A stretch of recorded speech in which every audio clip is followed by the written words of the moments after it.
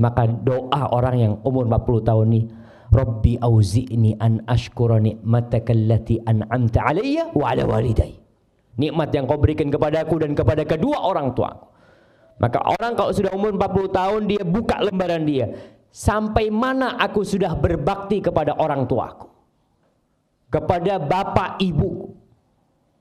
Pernah seorang sahabat datang kepada Rasul sallallahu alaihi wasallam. Dia mengatakan, ya Rasulullah, man haqqun nas bihusni sahabati. Siapakah manusia yang paling berhak mendapatkan penghormatan dari aku, kebaktianku? Apa kata Rasulullah SAW? Ummuk, ibumu. Lalu tanya lagi sahabat, thumma man? Setelah ibu siapa Rasulullah SAW?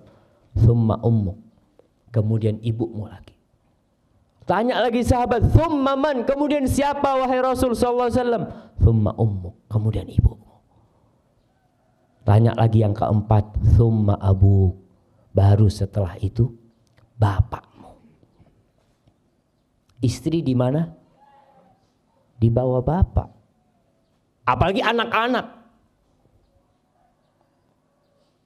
Kalau ada 100 orang yang harus kita hormatin di muka bumi ini, yang pertama ibu, yang kedua ibu, yang ketiga ibu, jamaah.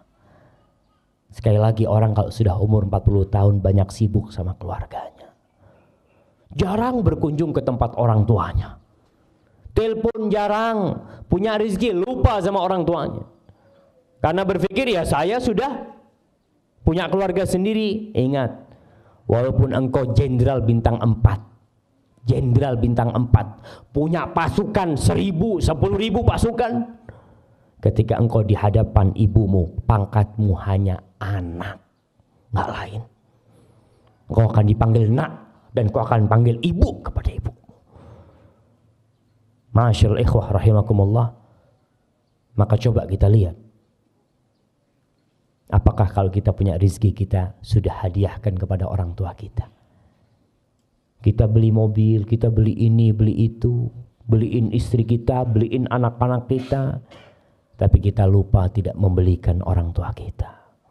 Anak-anak minta beli sesuatu, kita antar, istri kita antar. Ketika ibu, nak ibu kepingin ini nak, oh ya bu, masih belum ada duit. Masyaallah ikhwah. Maka orang yang dekat sama orang tuanya, umpamanya di Pagani, ada orang-orang yang Masya Allah tinggal satu komplek sama orang tuanya, ketemu sama orang tuanya seminggu sekali. Kata dia, iya Ustaz, anak sibuk Ustaz, anak punya pekerjaan. Nah, ibumu sibuk 9 bulan kau dikandung oleh ibumu dalam kondisi dia harus masak, dia harus ngepel, dia harus nyapu, dia harus mempersiapkan rumah demi engkau. Apakah kau sekarang mengatakan sibuk dengan pekerjaanmu, lupa sama orang tuamu, sama bapakmu?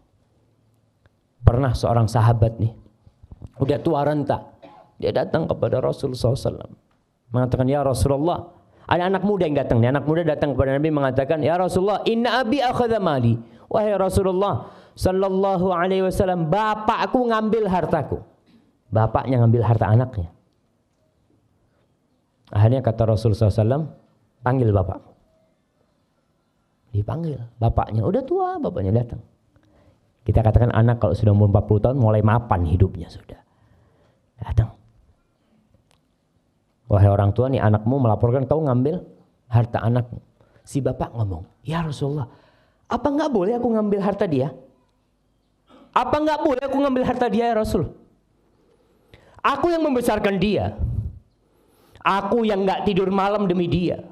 Aku yang merawat dia, yang ngasih makan dia. Apa enggak boleh ya Rasulullah? Ketika dia sudah besar, ketika dia sudah memiliki harta, enggak boleh bagi aku ngambil harta dia. Tanyakan kepada dia, untuk siapa aku berikan harta dia? Subhanallah. Rasul sallallahu alaihi wasallam mengatakan kepada orang ini, anta wa maluka li abik. Kau, tubuhmu semua ini dan semua hartamu milik bapakmu, milik orang tuamu. Jadi kita terhadap orang tua kita itu jamaah, subhanallah. Mau minta apa orang tua kita kasihkan kalau kita milik. Butuh mobil, fadl Pak. Apa kalau butuh mobil? Butuh motor, fadl Pak. Kadang kita berpikir, Ustaz, ini kan buat masa depan anak-anak. Subhanallah, anak-anak tuh belum berbuat baik sama kita sama sekali. Tapi orang tua kita yang berbuat baik kepada kita sampai kita jadi orang nih, kita lupa sama dia. Maka yang punya orang tua jauh, kunjungin orang tuanya. Datang kepada mereka. Kita gak akan bisa membalas kebaikan orang tua kita. Ada seorang tabi'in yang menggendong ibunya dari Yaman. Sebagian mengatakan menggendong ibunya dari Khurasan untuk haji. Ketika tawaf dia mengatakan inni ana lahal ba'irul mudhallalu. Aku nih buat ibuku nih adalah kendaraan yang tunduk. Yang selalu dia datang kepada Ibnu Umar radhiyallahu taala anhu, wahai Ibnu Umar, kira-kira aku sudah balas enggak kebaikan ibuku? Apa dikatakan kepada dia? Wala zafratun min zafaratiha. Desahan ketika dia sakit hendak mengeluarkanmu dari perutnya, itu satu belum kau balas. Satu. Apalagi yang lainnya. Ada lagi yang datang kepada Umar bin Khattab mengatakan bahwasanya dia merawat ibunya, memandikan ibunya, mengantarkan ibunya ke toilet, ya selalu dia yang ngerjakan semuanya. Kira-kira sudah enggak aku balas kebaikan ibuku yang ibuku dulu melakukan itu kepadaku? Katakan kepada dia, lah enggak sama yang kau lakukan sekarang dengan yang ibumu lakukan untuk. Enggak sama. Ibumu melakukan ini kepadamu ketika kau kecil dengan harapan engkau bisa hidup, dan engkau melakukan itu sekarang kepada ibumu dengan harapan ibumu cepat mati. Banyak orang yang merawat ibunya ketika tua renta, yang ada dalam hatinya, bagaimana ibuku cepat mati.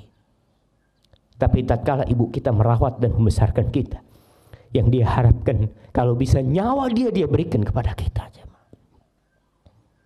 Maka yang sudah umur 40 tahun, lihat masa-masa dia dulu, apakah dia sudah berbakti sama orang tuanya.